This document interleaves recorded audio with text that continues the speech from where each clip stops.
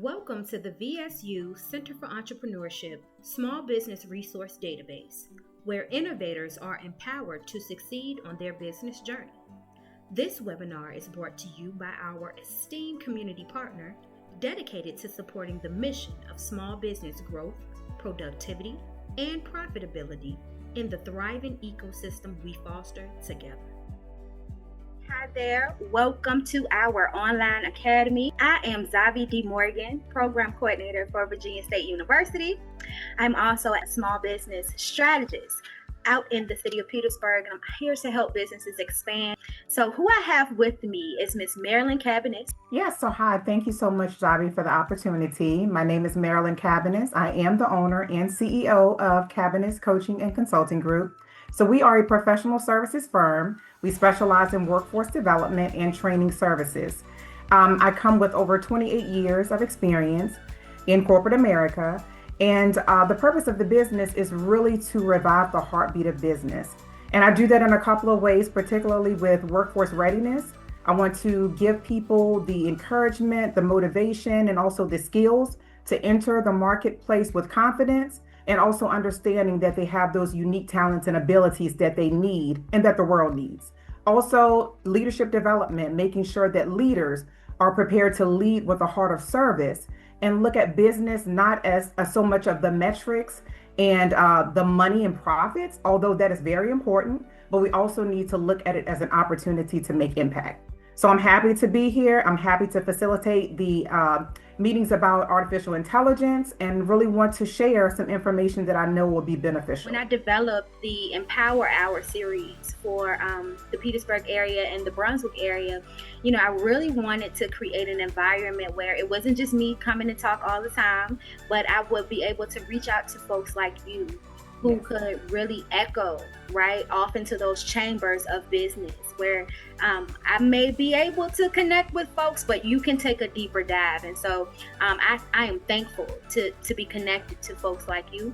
And our Black and brown people out here in the community, we definitely need to see more faces like yours giving us this information. Right? It makes a difference when you are able to see someone who looks like you take on the challenge that's before us all and kind of like hold my hand a little bit and walk with. So that being said, I'm excited to see you at the upcoming Empower Hours. You make it okay to introduce ourselves into the new world of AI, which is not really so new at all when you really think about it, right? I've been in business for a little over 15 years myself. And over the last I say about 7 years, I have been supporting businesses and their growth.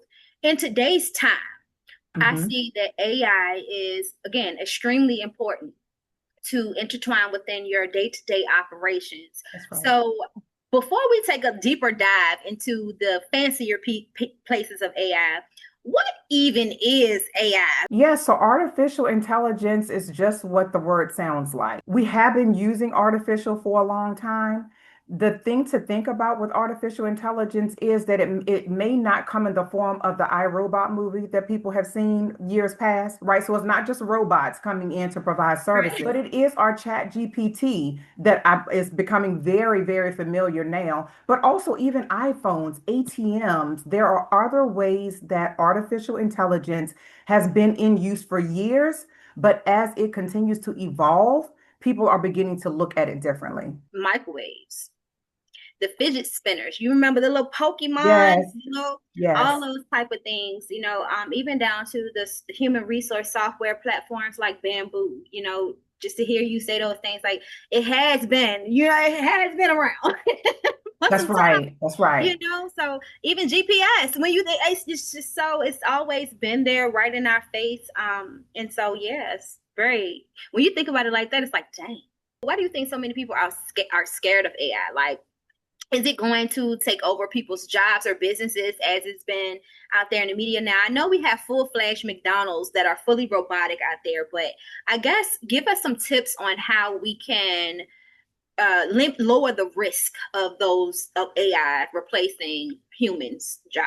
So I will take that approach first by saying that we are partnering with it. I was one who resisted it from the very beginning. When things started coming out with artificial intelligence, I was like, nope, I'm not doing it. As far as the e-checks, Remember, we had our checkbooks Yep. and then we started going to debit cards and things like that, right? Mhm. ATM machines versus going inside of a bank to visit a teller to have your transactions processed.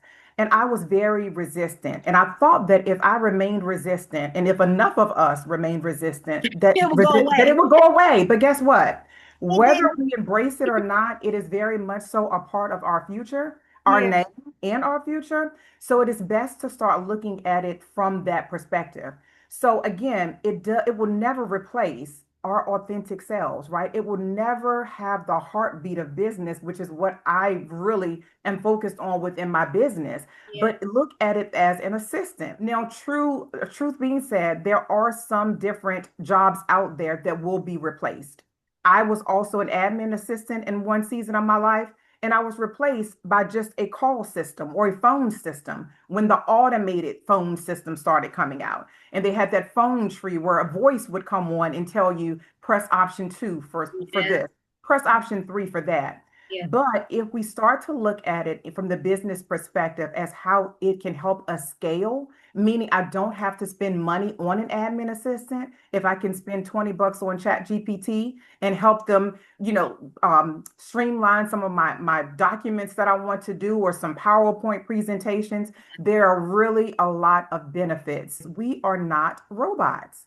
If No. you think about the manufacturing business, which I worked in administration in manufacturing for 10 years, you look at a lot of those processes where you're standing on that assembly line and you're doing that same work. You're doing that same work over and over again.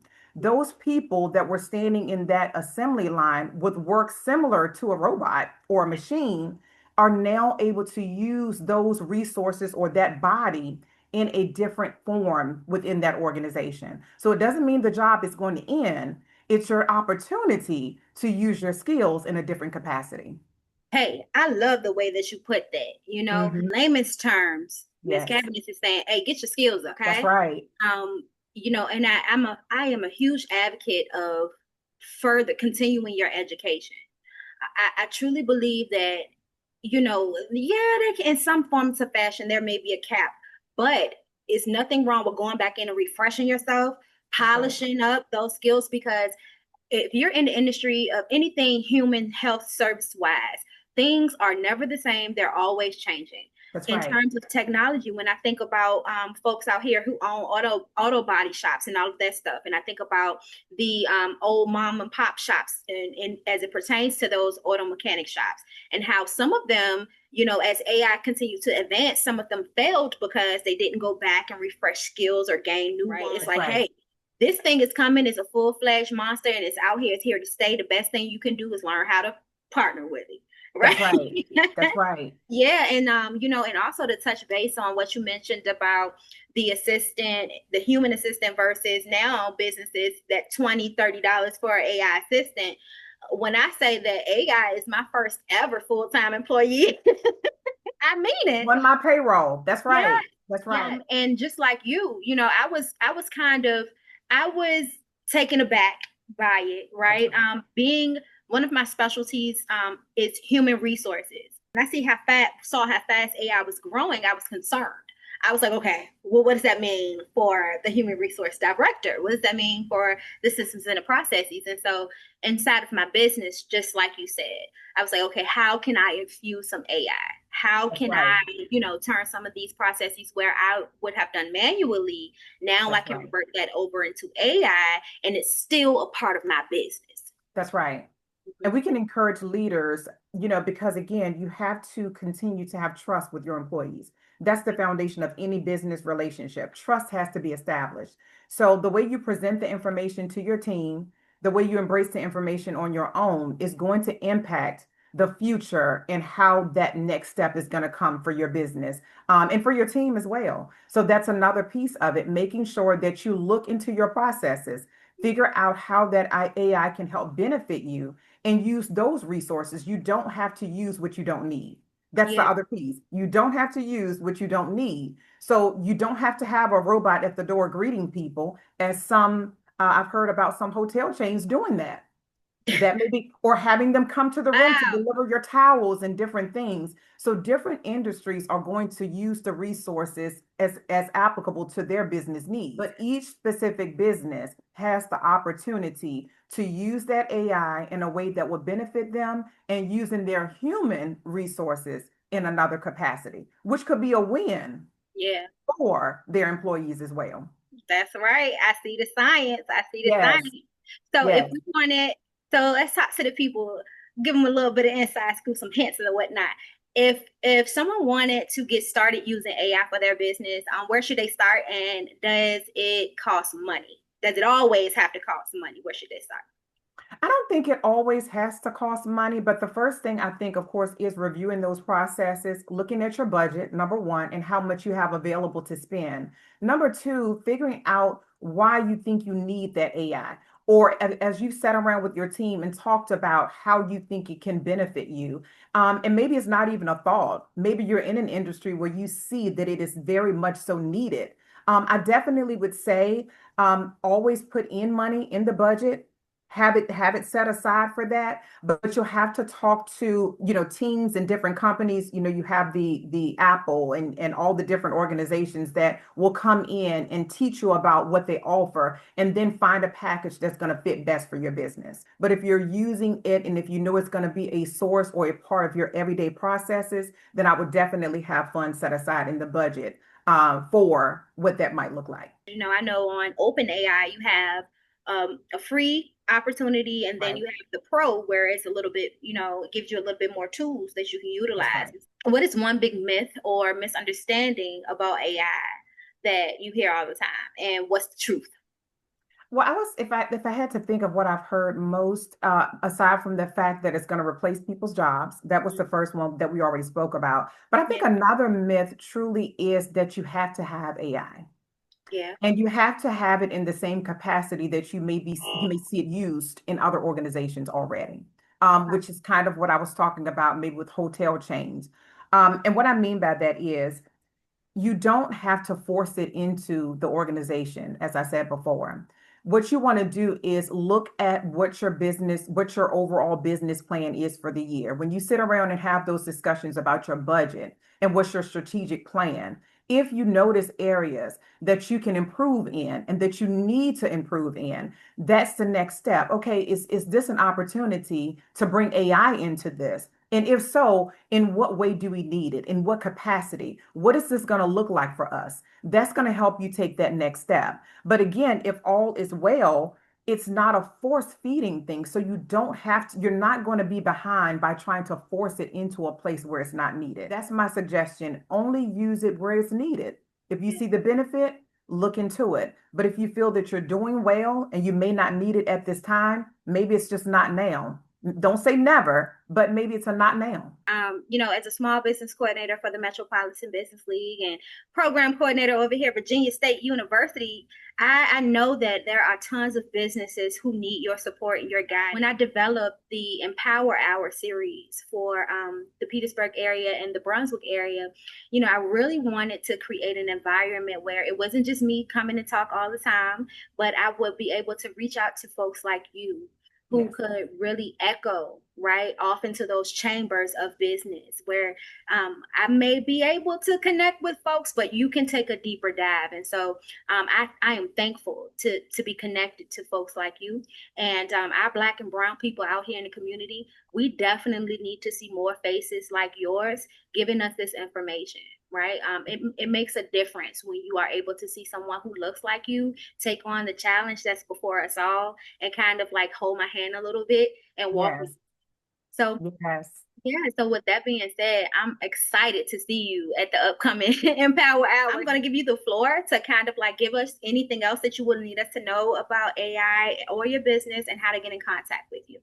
Yeah, so I want to say also that I am the person to walk alongside you in that process. I am the person who knows about how AI does affect businesses. When you're ready to take that next step, we can get you to those experts that can help you bring it in, walking you through implementing the AI within your business. I want to help prepare your heart and your mind to take those next steps, to take that fear away from you, and let you know that it can be a very good thing for your business. So you can definitely connect with me on my website, which is cabbycoach.me. Also, my email address, Cabiness Coaching and Consulting Group at gmail.com. I'm excited about connecting with you all. So I hope that you all will see this. I hope that it will pierce your heart, pique your interest, and you can come out and we can have some conversations during those sessions. Sounds good to me. Thank you for watching this video and thank you for being here with me, Miss Cabiness. I Yes, look thank forward to seeing you. you. Sounds like a plan. I look forward to it. Thank you, Sabe.